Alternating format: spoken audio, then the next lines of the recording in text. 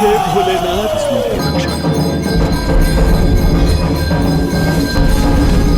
से तुम धरती पर निवास करो। सृष्टि के आरंभ से दो सबसे शक्तिशाली प्रहरी, जिनकी कहानी आज तक एक रहस्य है, पंजुर्ली और गुलिगा देव।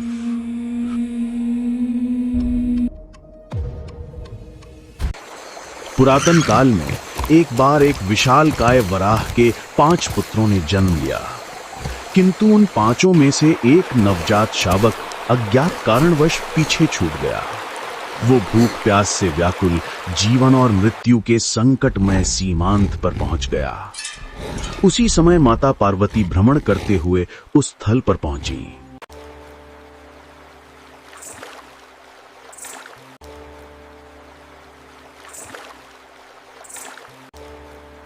उसकी दशा देखकर जगत जननी का हृदय द्रवित हो उठा।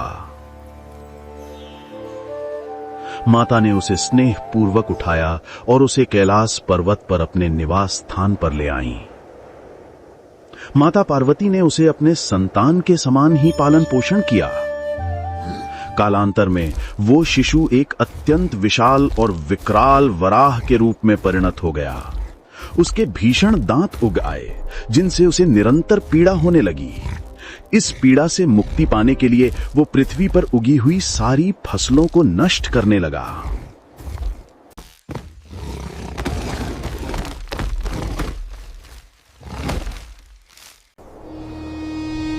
इससे समस्त संसार में अन्न का अकाल पड़ गया और प्रजा भूख से तड़पने लगी। हे भोलेनाथ, कृपा करो।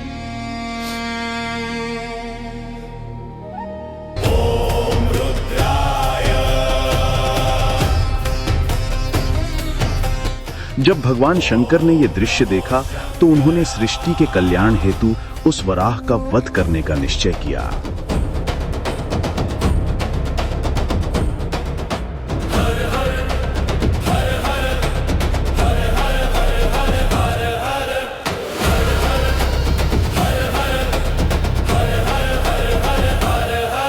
माता पार्वती को जब इसका पता चला तो उन्होंने महादेव से विनती की, हे प्रभु, परंतु मेरे लिए तो ये पुत्र तुल्य है।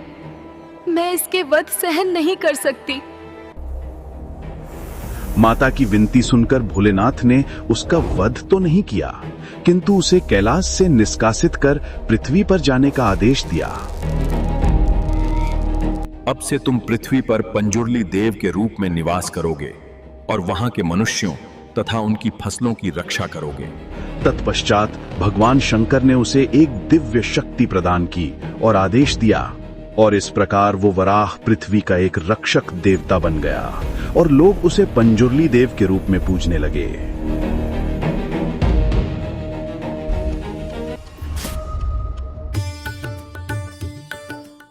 एक अन्य समय की बात है जब माता पार्वती ने भगवान शंकर को भस्म प्रदान की। तभी महादेव की दृष्टि एक पत्थर पर पड़ी। उन्होंने उस पत्थर को उठाकर पृथ्वी पर फेंक दिया।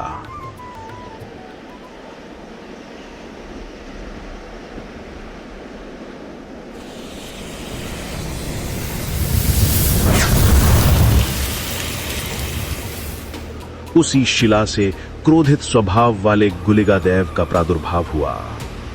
तब शिवजी ने उन्हें भगवान विष्णु की सेवा में नियुक्त कर दिया। किंतु गुलिगा देव का स्वभाव अत्यंत उग्र और अशांत था। उनके इस विचित्र और असंयमित व्यवहार के कारण भगवान विष्णु ने क्रोधित होकर उन्हें शाप दिया। तुम्हें साधारण स्त्री के गर्भ में जन्म लेना होगा।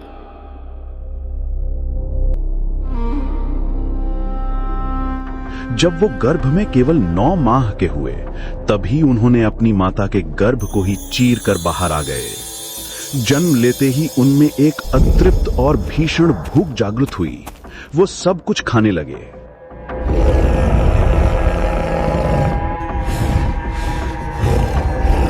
उनकी इस दैवीय भूख को शांत करने के लिए उन्होंने हाथियों और घोड़ों का रक्त भी पिया, किंतु उनकी भूख कम नहीं हुई। अंततः जब सभी उपाय विफल हो गए, तब स्वयं भगवान विष्णु उनके समक्ष प्रकट हुए। प्रभु ने कृपा करके उन्हें अपनी छोटी उंगली प्रदान की और तभी उनकी भूख शांत हुई। तब भगवान विष्णु ने उन्हें आदेश दिया, अब से तुम धरती पर निवास करोगे और वहां के लोगों की सुरक्षा करोगे। और इस प्रकार गुलिगा देव पृथ्वी के एक उग्र रक्षक देवता के रूप में प्रतिष्ठित हुए।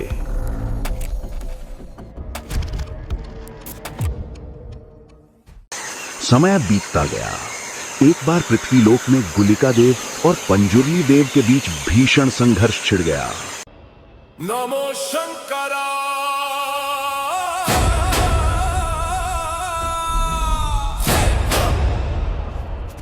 नमो शंकरा।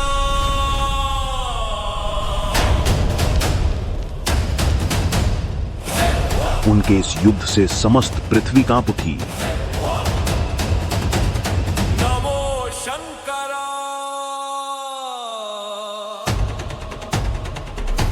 तब इस संहार को रोकने के लिए माता पार्वती पुनः प्रकट हुई। माता ने उन्हें आदेश दिया, तुम दोनों ही इस धरती पर निवास करने वाले मनुष्यों की मिलजुल कर रक्षा करोगे। और इस प्रकार पंजुर्ली देव और गुलिगा देव आज भी पृथ्वी के कोने कोने में, विशेषकर कर्नाटक प्रदेश में, एक साथ पूजे जाते हैं।